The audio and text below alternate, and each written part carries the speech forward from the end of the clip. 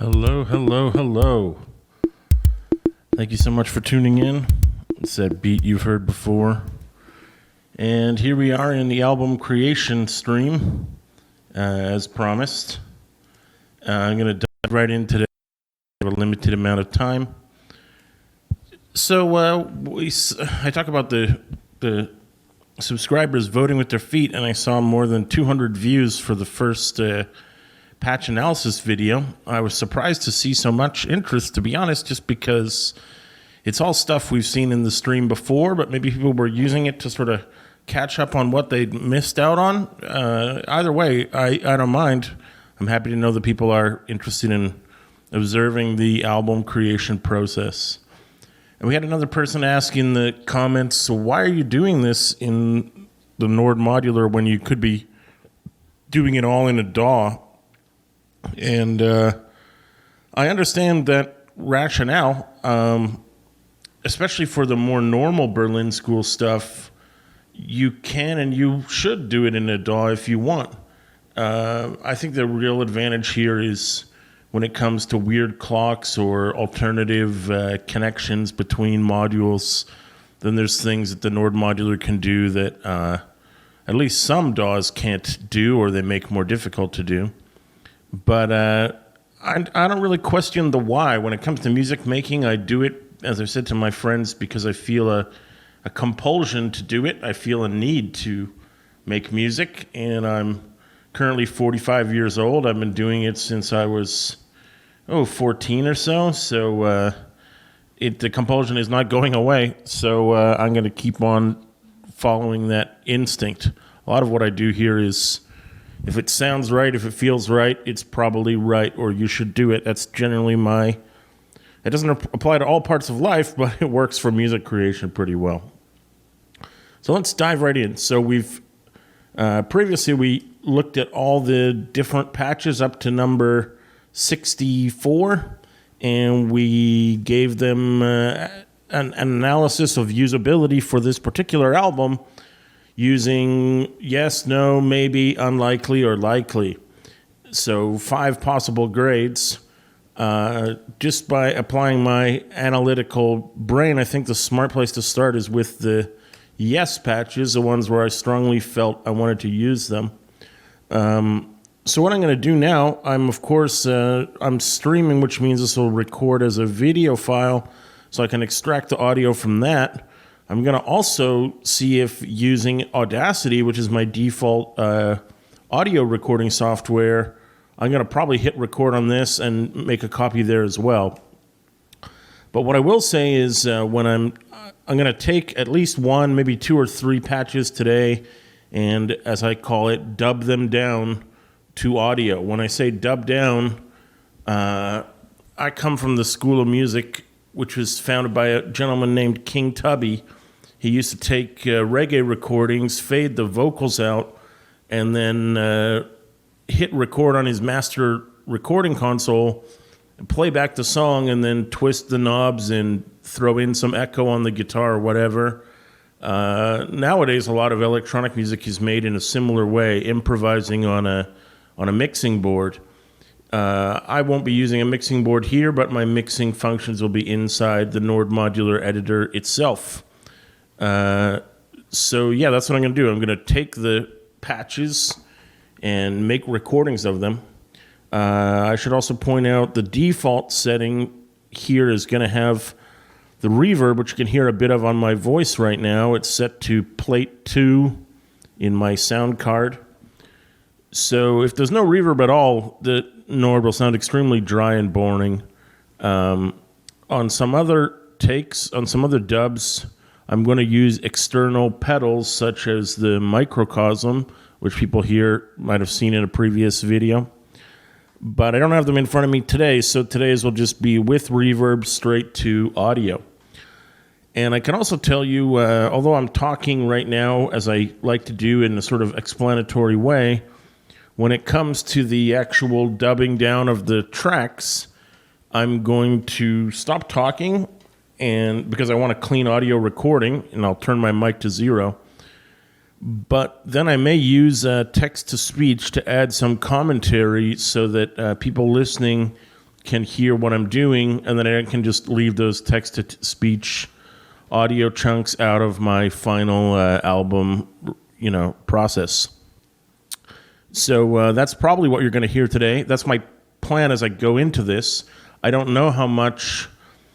To be honest, like some patches, you can just like load them up, hit record, and the patch does enough variation of its own that you don't really need to do anything. With other patches, you definitely want to interact with them.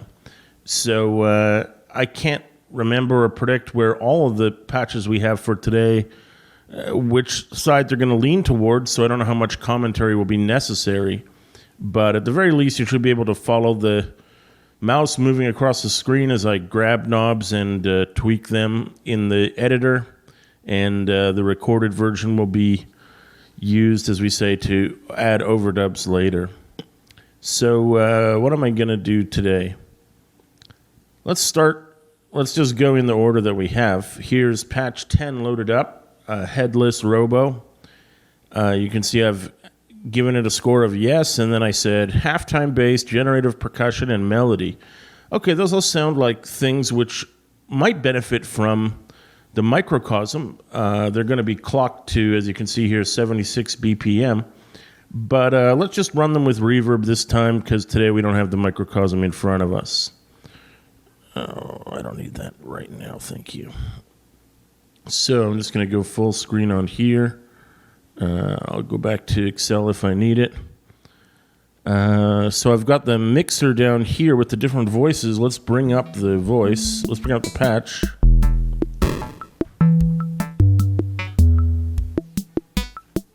Let's see if we can kill some cables here. And just see what audio is going into where. So here's channel 1 of the mixer. I'm going to guess he's probably the bass line, right? Yep. So I'm going to fade him out for a second. And what is that melody thing? Is that this? Channel 2 going into here. She's going into, channel 2. So he's that little intermittent note sequence. And other than that, we have drums. Let's take the snare out.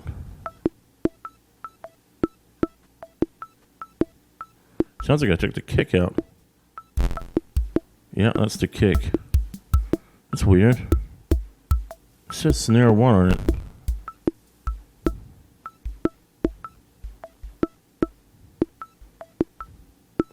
Oh, this is that percussion oscillator.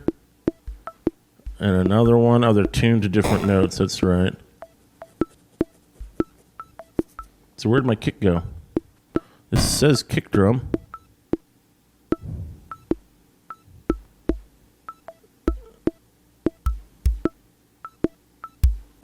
He's just mixed a little quietly. Okay. I can see they're also not at their max levels. So most of the dubbing is probably going to happen in the mixer here. I might go to some of the other patterns and adjust, for example, this digitizes rate. But I don't think that's going to happen much, to be honest with you. I think it's mostly just going to be dubbing the levels here.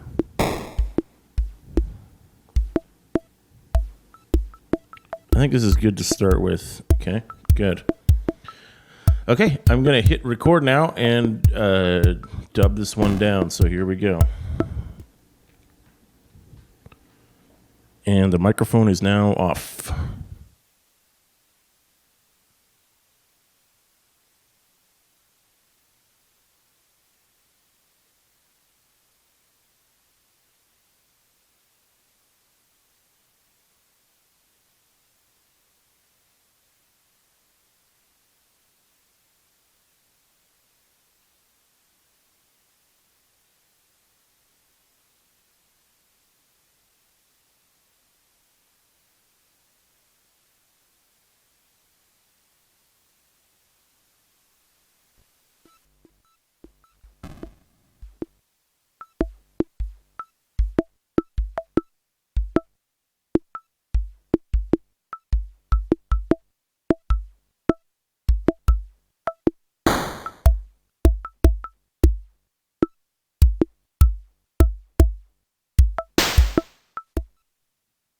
Okay, we'll just call that a failed take for now.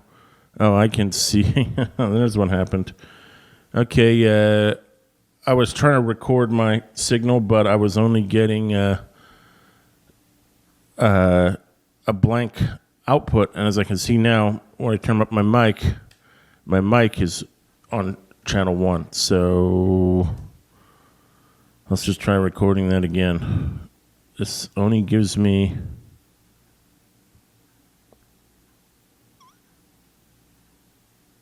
Yeah, and I clipped this one out too. See, that's weird because they both are feeding to the...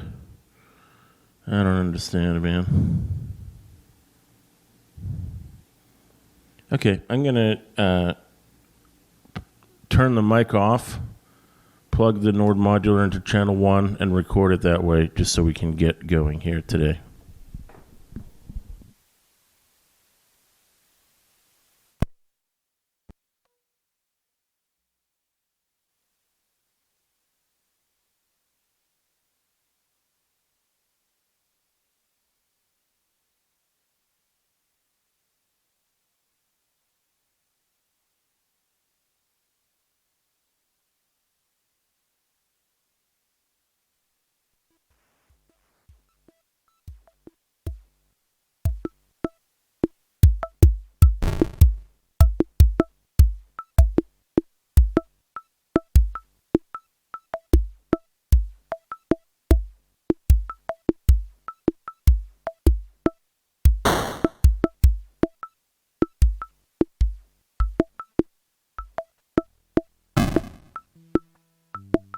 I began by using the knobs on the mixer to fade in sounds.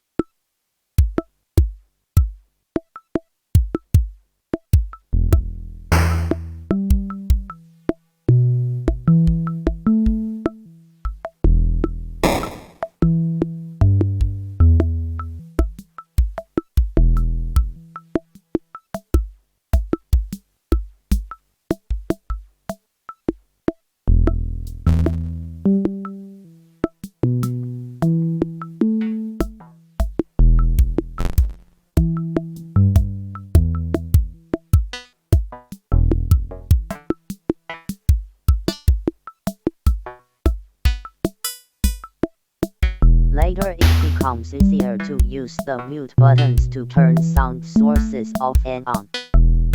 What I don't want to do is use a mute button to cut off an oscillator in the middle of a note. I'm watching the green trigger lights on the oscillators to avoid that.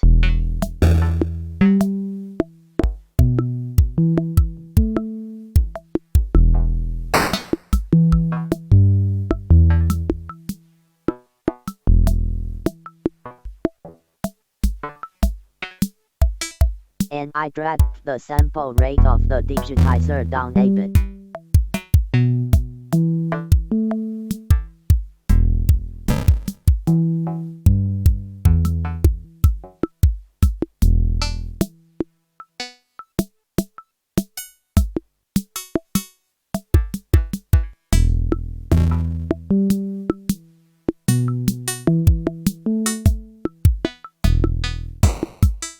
I chose to tweak the noise setting from white to colored.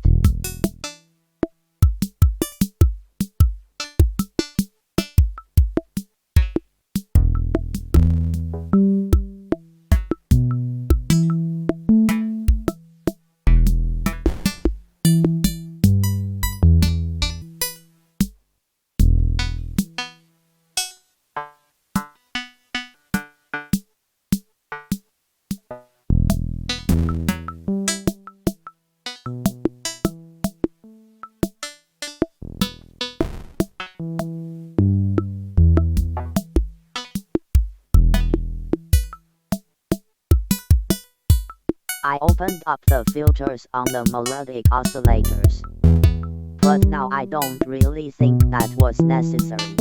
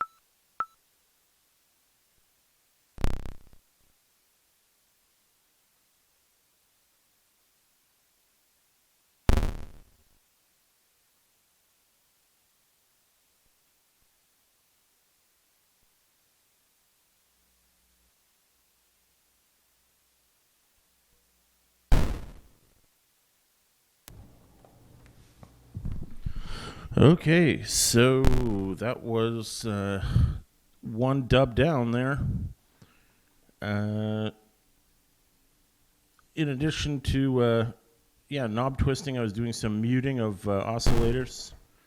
And I wasn't really looking at the time. I was just listening to the sound and finding places to take things out rather than put things in. I did a little bit of knob twisting, but not much. Total recording is a little less than 4.5 minutes. So I'm going to go ahead and save this. Then my computer crashed a little.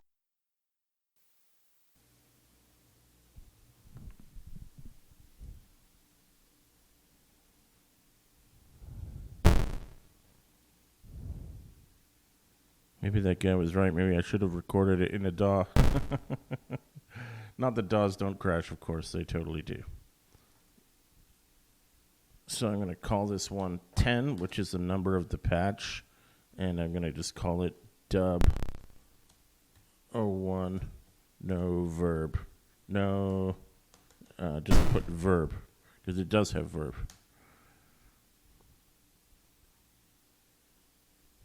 Great. I like that example. We'll probably hear another dub of that one someday. But let's try and do one more today and add the commentary to that one too, because I've got very limited time today, tragically. So Excel tells me that the next one up is, the temple sequence. That's a good one. But I've written here add hardware delay. I think we can clock a bit of it even without that. Let's just see what it looks like without hardware. Yeah, this guy. So this is another one where we're going to have a limited amount of interaction. There's only so many points of interaction here. But the mixer is going to be a key. So let's just fade some things out. Actually, maybe the mute buttons will help solve some of these problems.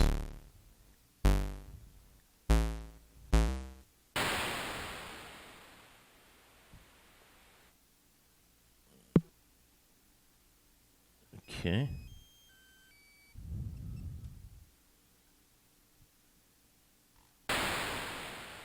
We got the noise still open here because he doesn't have a mute button. There we go, a couple of the temple sounds. Okay, great. So I'm going to leave it as just noise as the first sound. Fade in these drums and then fade in the other guys later. So this will be a pretty simplistic one, but that's the nature of the dub-down process. Some of it is going to be simplistic. So here we go. We got the same setup here for recording. Turn the Nord modular to 0 and turn the mic off. I'll be back in a sec.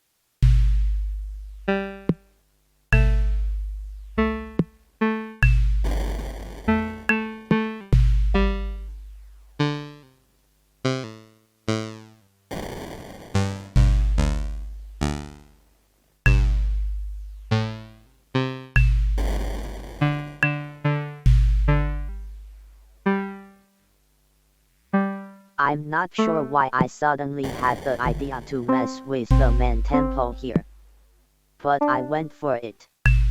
That's the cool thing about really slow ambient music. The tempo knob is something you can mess around with practically. Whereas in most genres, if you nudge it even a little, it can throw things off. Anyways, I made this a motif by twice reducing the tempo to the minimum, and also messing with the random pulse rates for the tempo drops.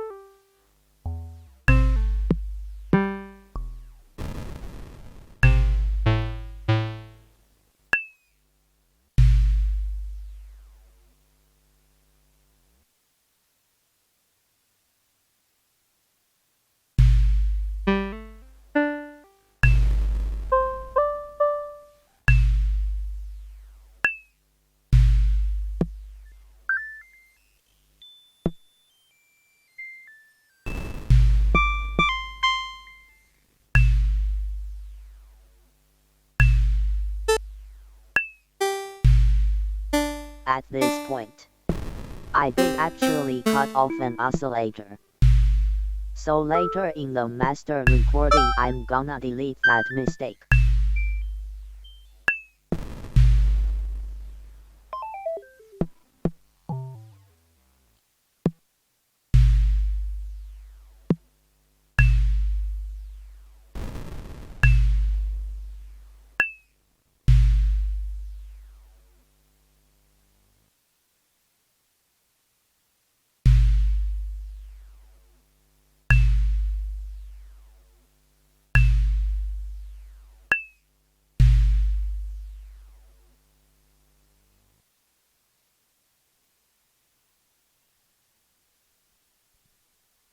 Okay, and there you go.